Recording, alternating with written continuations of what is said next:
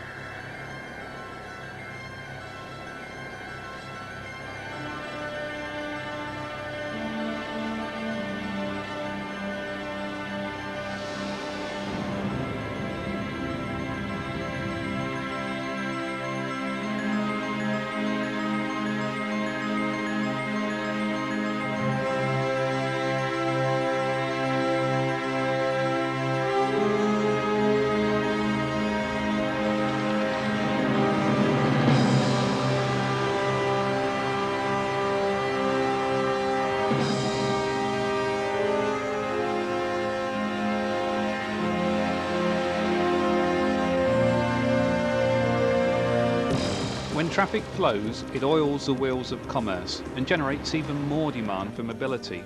It's a vicious circle, and we've come to realise that we can't build new roads quick enough to solve the problem. So, sleepy market towns become bottlenecks, and country roads that were built for cattle and carts are now into motorway rat runs for wagons and reps, racing across the limestone uplands, cursing the curves and hating the hills that get in their way.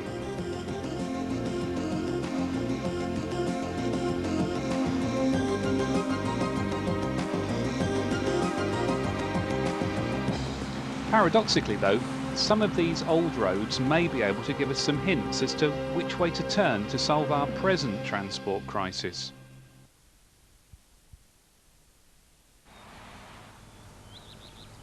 This is the Derbyshire Peak District. It's a national park with restrictions on development and a sparse population, so many of the old disused routes across the area still survive. Hence, there's no shortage of clues as to the changing patterns of mobility that have produced the area's industrial, commercial and social heritage.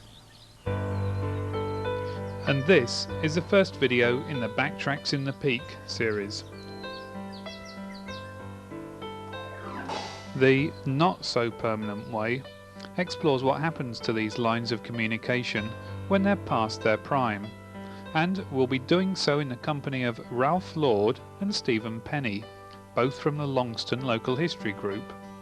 The village of Great Longston is just outside Bakewell, a market town on the River Wye, between Buxton and Matlock. Not so long ago, the Midland Main Line followed the valley, but the iron road disappeared 30 years ago, and the track bed from Blackwell Mill in the north to just south of Bakewell in the south became the Munsell Trail.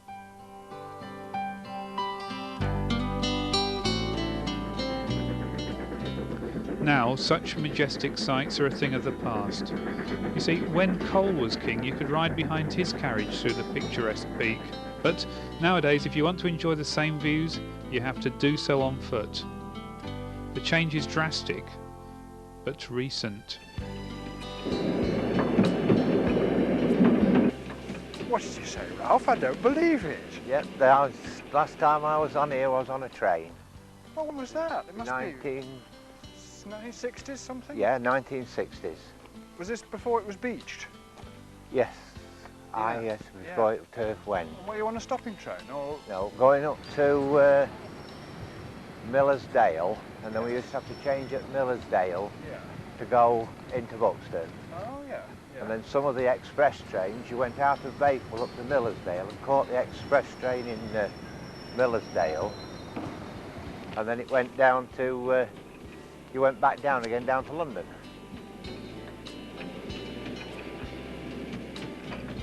I see these notices here, Ralph. There's a bit of a change in the Munsell Trail. I suppose it's basically the old railway line all the way, is it? Yes, it will be, won't it? Where are we? Where are we? Munsell Trail. Oh, we're down Millersdale. No. Oh, it's here. We're up here somewhere. Hassop, that's right. Hassop Station. We're there. Yeah.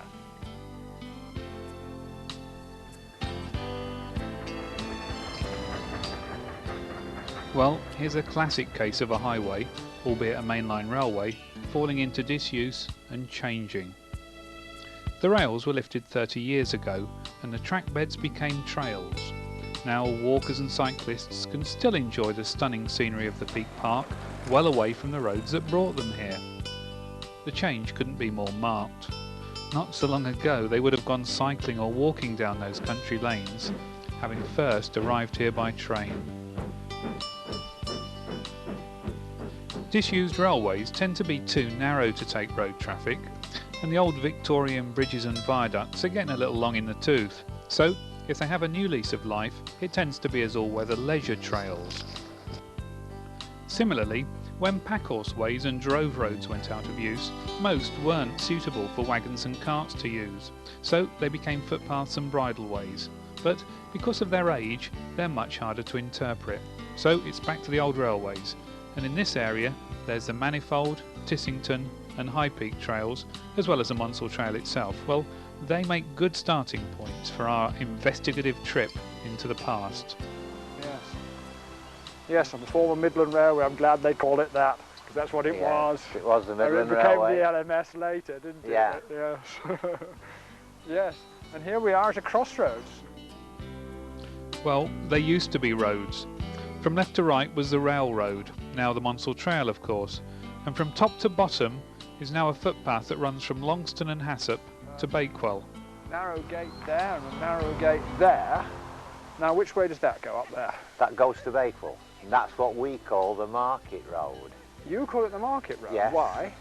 Well, I've always been told by a man called Bert Broomhead that's dead now at Bakewell that that's what the name of it was. And this is where they used to bring the cattle through and walk them to Bakewell and everything else, take the cheeses. Because it's nicely walled all the way over, isn't it? And this comes straight out at the ford at home. Yes, yes, and You then come you down can, through and then you can either go straight into Bakewell, or if you want to go round the back of Bakewell, you can by going up Fly Hill. You know that? You know I that? know what you mean. I know Fly Hill. And you go up over the top. Yes. And in that way you don't have to go through Bakewell town, particularly on a market day, and if you're not going to market, you don't want to pay any market tolls. No, that's it. And this way, well, that's a bit of a mystery, isn't it? First of all, we've got this lovely cottage here with its smoke coming out of its chimney. And it's called Rodale, isn't it? Rodale. Rodale, yeah, right. Rodale Toll House. Yes. And it was built to look down the road down which the cars are going now.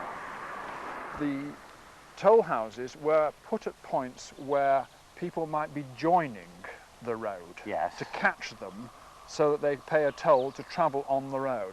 And obviously that means this thing was in use then, as it still is, as we've just seen a whole lot of walkers going through, but you can still a good way to Bakewell from there. And traffic could have been coming down from Hassop, from Roland, from Longston.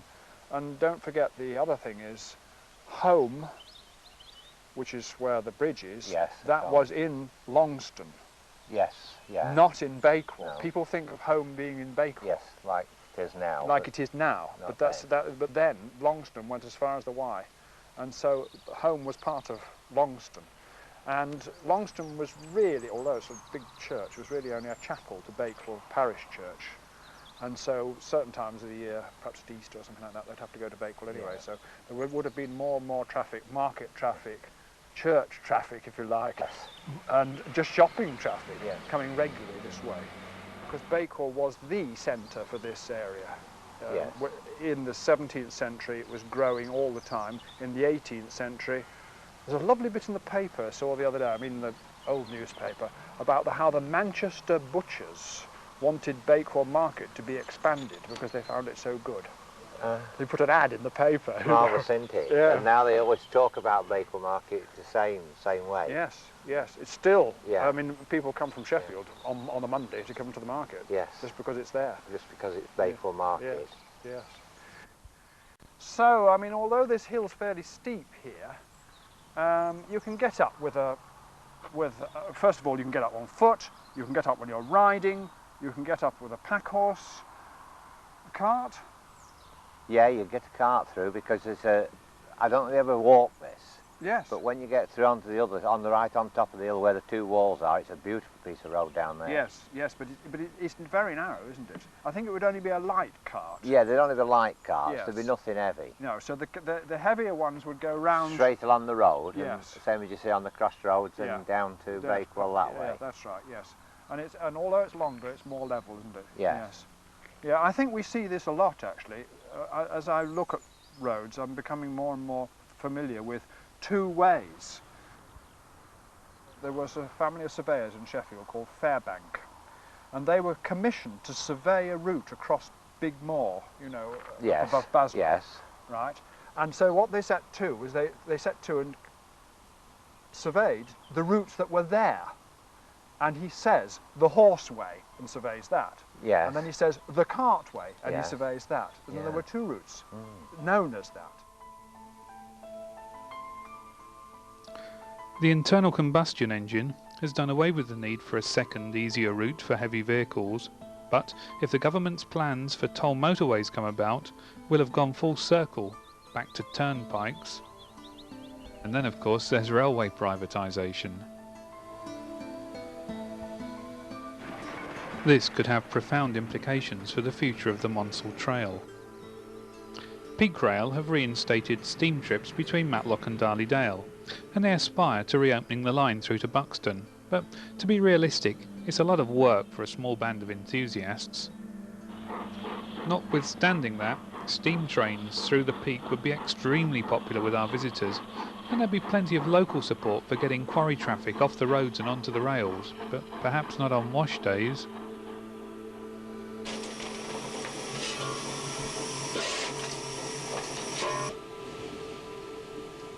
Right, get it! Getting such a freight and tourism project up and running would involve considerable investment, and even with privatisation it's not going to happen tomorrow.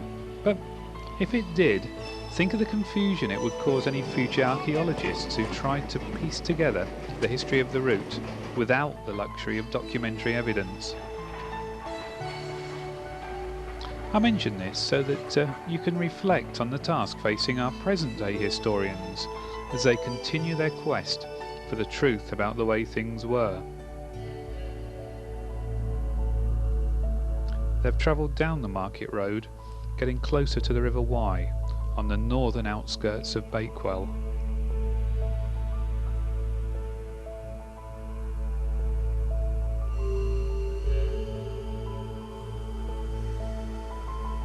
As you can see, Ralph, now we're coming down to Home. We're beside Home Hall here, and this is now sometimes known as the Home Bridge, and it is a bridge beside a ford to help people to get across the River Wye. And oh look, here's a horse just to prove the point. There you go. Isn't that good timing? Yes.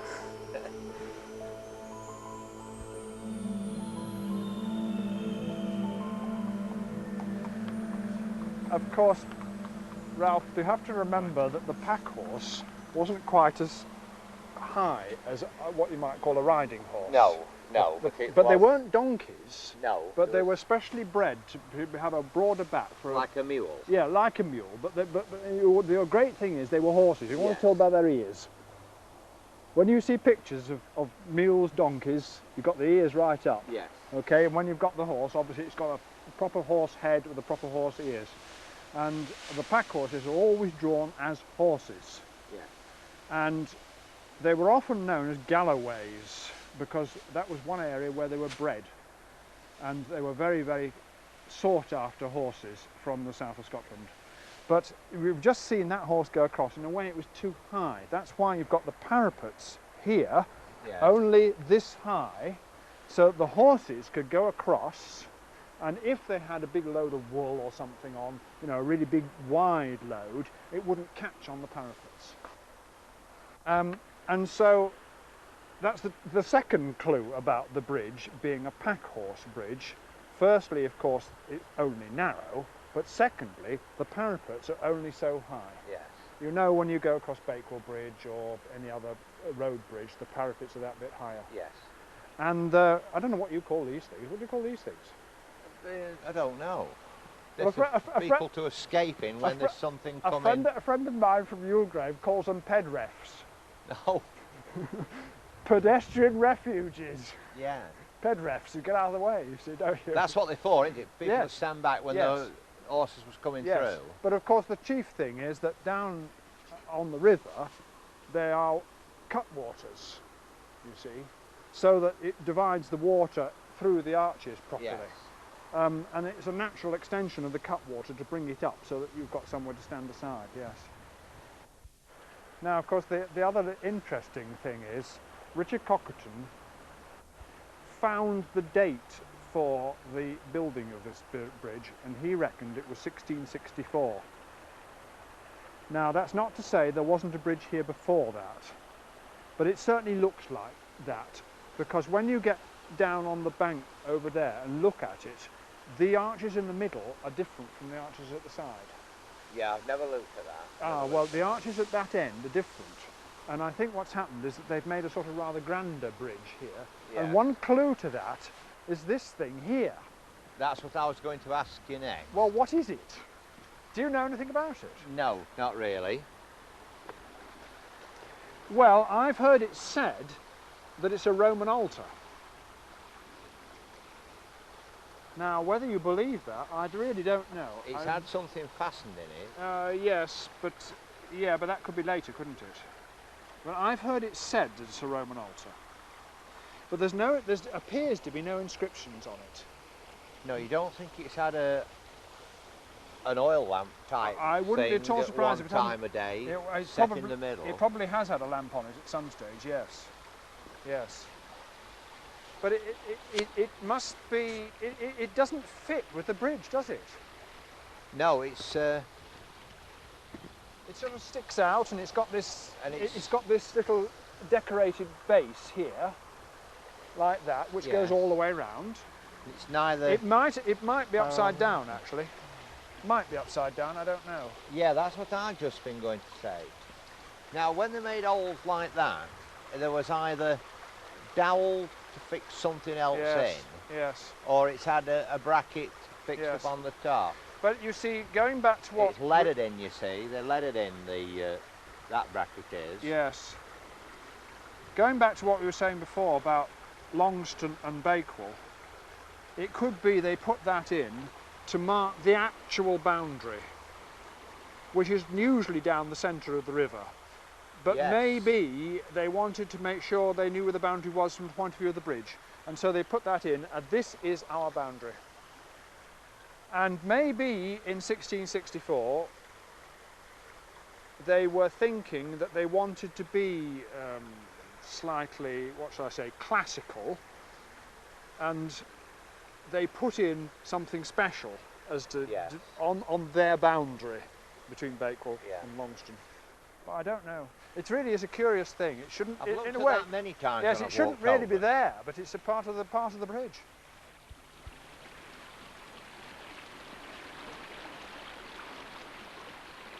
You'll also notice, I'm sure you have already noticed, that the water falls away down there. Yes, moves faster. Yes. So this site here must always have been a good place for a ford. Yes. And even now, as you can see where that duck is, you can come down there on a wide entrance and then go up there on a wide entrance. So it's a very good place for a ford, where there's a break in the bed of the river, where it's nice and flat, and you've got a wide stream. Yeah. Just ideal. And these river crossings were the focal points of the early routes across the peak. Settlements grew up around them, like the one just upstream from here, Ashford. We know there was a bridge here in the 14th century, so the road that crossed it must have been important. Nowadays, Ashford has half a dozen bridges, so which, if any, is on the site of that early crossing? The Sheepwash is the one that most people plump for. What I'd love to know is what was here before this bridge was built. Because I think, I've always thought this, and I think I'm now going to be able to get the proof of this, I think that is an 18th century bridge. Yes. I think probably there was a crossing here, but the bridge we see now is the 18th century bridge. Yes. It's always been presumed it's earlier than that, but I don't think it is. I think it's only in the mid-18th century. The bridges are downstream by the mill Of the older are one. the older ones, Yes. because that was the important route. The early equivalent of the modern A6 connected the Peak with Derby and Nottingham. In fact, the section south of Ashford was latterly known as Derby Gate. The Anglo-Saxons had called it Portway, and another early name was Castlegate. So far as the Portway Castlegate is concerned, we know we're near it, because of course the street in Ashford called Castlegate. Castlegate.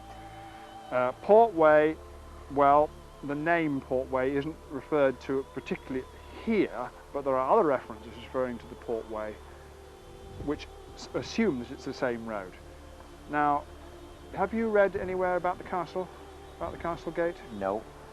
Have you heard stories about the castle being in Ashford? I've heard stories about the castle being in Ashford, yeah, but never. What do you think about that? Well, this, depending on how you look at it, there was this Llewellyn bloke, wasn't there? Yes, yes. That was round. Yes. He could have had some sort of castle here. Yes, yes, Because wasn't he granted this? Why, King, go on, you tell me Yes. the dates. yes. After the Welsh Wars, Yes. he was given a. So there could have manor. easily been Yes, a castle put Yes, up. but I think the Castlegate's older than that. I think it's much older than that. And I think the point about the Castlegate is it's the way, the gate, meaning way, leading to the castle of the High Peak. Yeah, leading into the high. In other peak. words, Castleton. No, it's leading to Castleton Leading Castle. to Castleton. Peveril Castle at Castleton. So, if this was the main approach from Derby and Nottingham, it would certainly make sense to invest in a bridge here. And it's the mill bridges that are on the line of that Derby-Castleton route. And there's a possible clue as to the age of the northern mill bridge.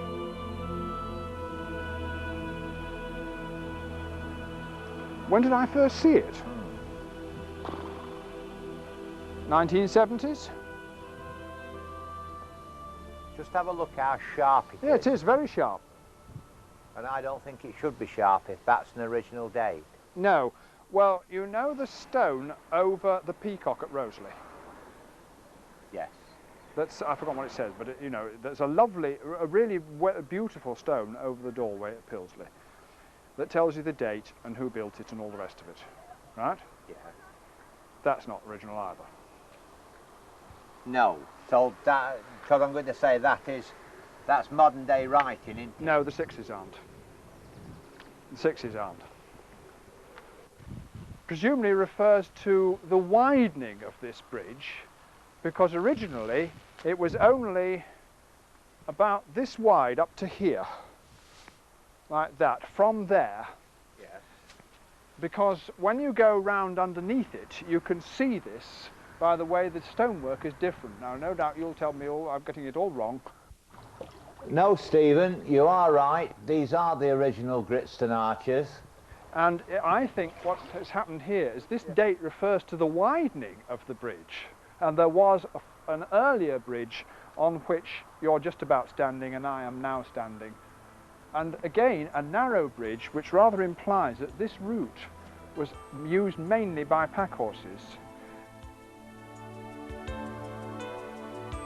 Until the roads improved in the mid-18th century, these pack horse trains were the only regular transport across the peak.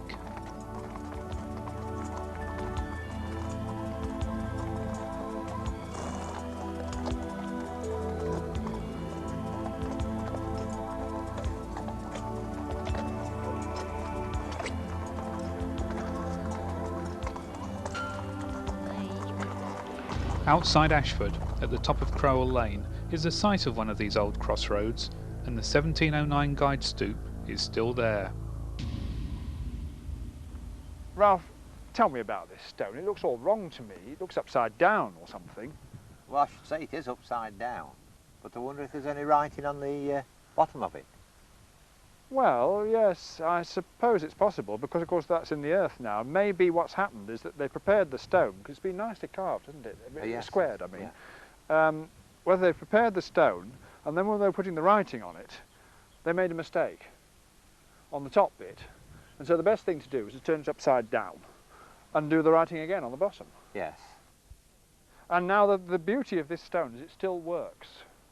Buxton still is that way because they've got the hand, where is it, down there, haven't you, like that. Yeah. Buxton still is there. Tideswell still is down there, nearest market town. Yes. Right? This way nearest market town? Bakewell. This way nearest market town? I do know it, it's Winster. Oh, aren't you clever? Now, this is saying Winster, but the road we are standing on, we do know something about it, because the fields just here are known as the Derby Gate fields. The Derby Gate must be for Derby, and the Derby Gate means the Derby Way. And I'd love to get a medieval reference to it as the Derby Gate. The earliest reference I've got is about 1630, referring to it as the Derby Gate, up here, in the middle of nowhere, if you like to call it that. But just around the corner, at the other end of this, on the way to Overhaddon, which is of course just over the hill, there are some medieval references, that is 14th century or thereabouts, referring to the Castle Gate again. Oh, right, yes. So it fulfills the two things. Now, Tideswell is the nearest market town that way, but if you go to Tideswell, you're nearly at Castleton. Yes. And if you go to Winster, you can go past Winster to Derby quite easily. Now, Richard Cochrane, of course, who was a solicitor in Bakewell, he did a lot of work on the papers for the route down here, and he discovered that there were Portway references down there, as you know. Way is an English word meaning way, but the port bit is the interesting bit. Now, you know when you go down the M1, do you go down the M1? Yes. With the service area called? I don't know. What? Newport, Pagnell. Pagnell. Right, there's lots of new ports about. Well, these new ports are newer than the old ports, even if they're pre-conquest, pre-William the Conqueror, I mean, and they were market centres.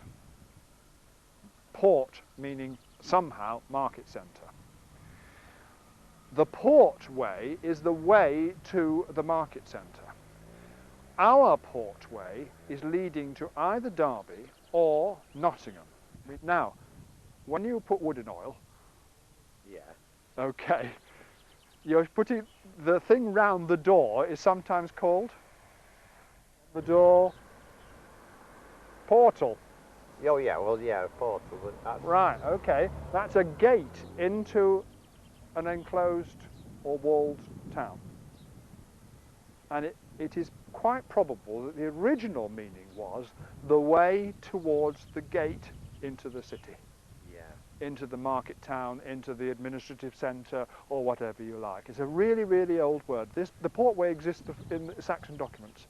Now, it seems as if the portway and the castle gate are the two, one and the same thing. And indeed, perhaps the Derby Gate too. It looks as if they were all running in the same direction. But it was your perception of what the road was. The portway seems to be the earliest. The castle gate, when the castles were important. When the castle ceased to be important, it became the Derby Gate because Derby was the important place. Everybody had to go there at least once in their life, sort of thing. But they do seem to all to refer to the same road, and we've got a very good trans-peak route. And it seems to have gone out of use as a major road with the arrival of the turnpikes.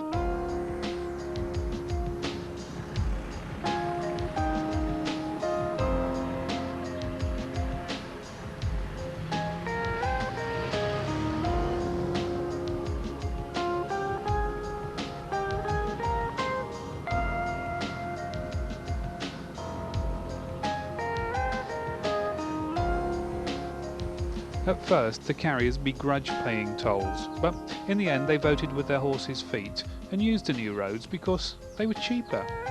A load that once took 10 pack horses could now be carried in a cart pulled by only 2.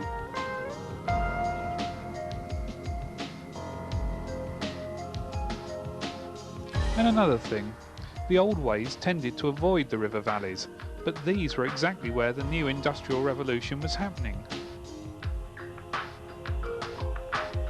So the network of turnpikes spread across the peak as industrialists and landowners invested in them and reaped the financial rewards.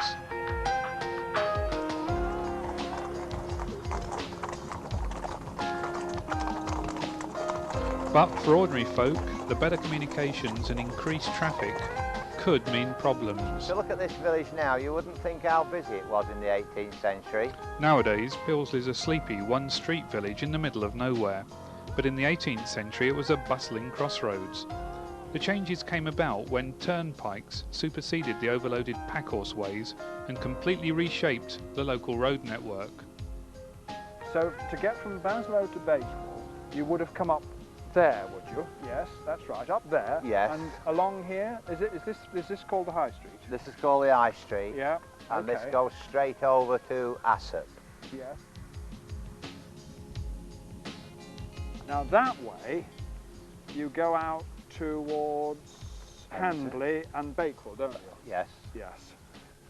So, in other words, we would think of traffic coming up there, going along there, turning there, traffic going along there as well.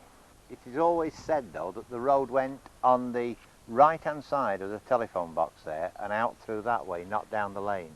Oh, yes. Because this house here on the corner is it faces that way, you see. It faces into that bit, doesn't it? Yes. You've got the big house there where Gaff lives, facing onto what used to be stables to where there was a pub just there. Ah, so that was another pub, was it? Because we've got the Devonshire behind us, haven't we? And we've got that one there. Yes. And we've got the Bradley House one where I used to live. Yes. At the top of the street. Yes. Yeah, so 3 pubs and a village this size. Yes. Well, I think that's another indication that it was obviously a busy village with people coming through it. In the limestone peaks, you've got lead mines and things, you get the thirsty miners, but here you haven't got so many like that. No. So that's very interesting, and this would explain why you've got this wide street here coming on this sort of straight line like that. Yes. Yes.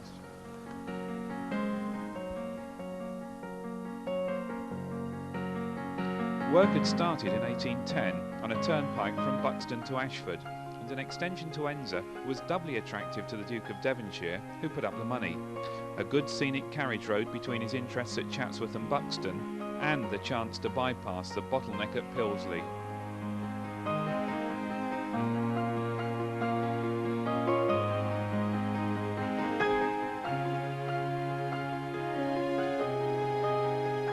It's interesting to compare the planned route of the 1812 turnpike with the current road layout.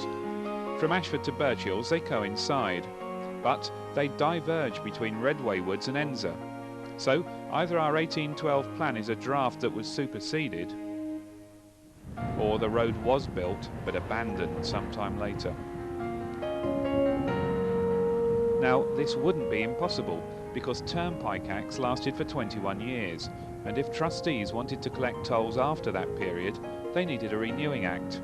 So there was an incentive to carry out improvements to the road, and realignments to avoid steep gradients were not uncommon.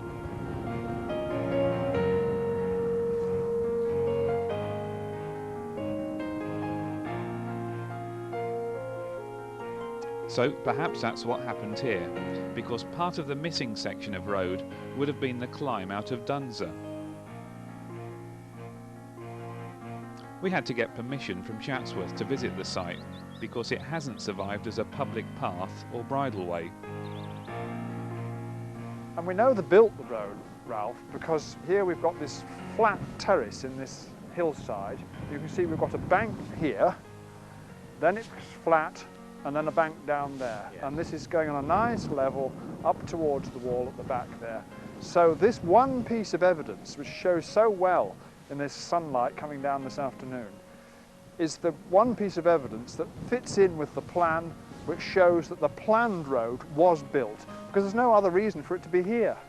And it's something like 18 foot wide, would you say? Yes. Oh, why it's 18 foot 20 probably. Yeah, well, 20 that's foot, yes. about the width it should be, I think. Yes. And you can imagine, say, two carts coming along one beside the other here, couldn't Yes, you? Really, so easily that fits in as well. And then it goes up to the wall. And if you look at the wall, again, there's the clue. Wall coming up, flattens out, goes up again. So it exactly matches, you see, doesn't it? This is where it starts to turn, isn't it, as well? Let's have a look at the plan. Yes, it turns through the wood. So we've just come up that bit there, up towards the wood, and then it's just in the wood. It starts to turn again to go towards up towards the Redways. To the Redways, yes. Yes. So this is just a short, straight stretch, but that's enough to prove that this 1812 plan, the proposal, was built. Was built. And then later on they abandoned this bit for the new one, still a Pilsley bypass. Yes, still a Pilsley bypass.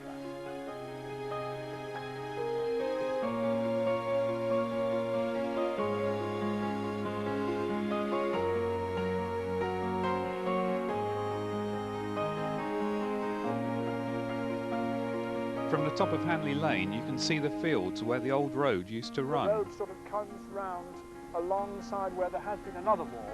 Yeah, behind the gorse. There used to be a fence there. Oh, was there? Yeah. But the exact line isn't obvious. The next positive sighting is at the bottom of the hill at Treadway Farm. It's getting overgrown now, but the old road can be seen in the trees on the outside of the bend. After crossing the Bakewell-Baslow Road, the turnpike makes a beeline for the Rodale toll bar, pausing only for the roundabout at Hassop Station. Obviously neither of these were in existence in 1812, and a close look at our plan reveals the layout of the earlier junction. Joining the Bakewell to Hassop Road was a branch which looped behind the as yet unbuilt toll house and connected with the Ashop to Hassop turnpike at Churchdale. So the old road might be evident in the field beside the roundabout. When we were there it was full of buttercups. Well, not completely full. There was a broad flat swathe where they didn't grow. Ralph, the trouble is I've never been absolutely sure whether this bit here, the flat bit, is the road, or whether that's a little bit of a holloway down there, because the buttercups are showing really well at the minute. And there seems to be a bank that side, a ditch there, and then this very nice flat bit here. Oh, what are these here? Yes. Now then. Now that could be the road, and these could be the stones that these look like, held the road up. These look like curbstones to me, don't they? Look like curbstones to you. Very much so. Yeah, there's a line of them, isn't there? Yeah. Oh, a stick's always useful. Very much so, yes. Yeah, you so can see them there, look. Yeah, yeah. So that would seem to confirm that this is the road, and that's the curb along there. Yes, holding the road up. Holding the road up, that's right. And that's why we've still got a bank, because it's got foundations, yes, curbstones, and it's been laid properly. And this must be the ditch beside the road then, which is logical, because you always had a ditch beside a road. I see over here, Stephen, we've got another piece of rock. Oh yes. Like we've got in Pilsley. Yes. These pieces fall off the drugs when they was taking them through. Now remind me what the rock is. It's, well, I thought it was chert, but I think it's just ordinary limestone, and they always said they carted it on the road from Hassop to Matlock for some reason or other. Yes. But it appears that they must have brought some through this way, because these lumps used to fall off the drugs, off the horse-drawn drugs, and they was too big for anyone to manhandle back on, so they left them on the roadside. I wonder what they were using them for. Don't know. It's not chert, is it? No, no, no. It's hardened, isn't it? It's like a dolomite, isn't it? It must have been brought out of Longston Edge, or just on the edge of Hassop. Yes. Because if it had been brought out in the back of Hassop, it would have probably come along the other road. It's coming along this road. It's coming along this way from Longston. Yes, it is. It's quite right. Yes. Very interesting. Yes, and then the road carries on.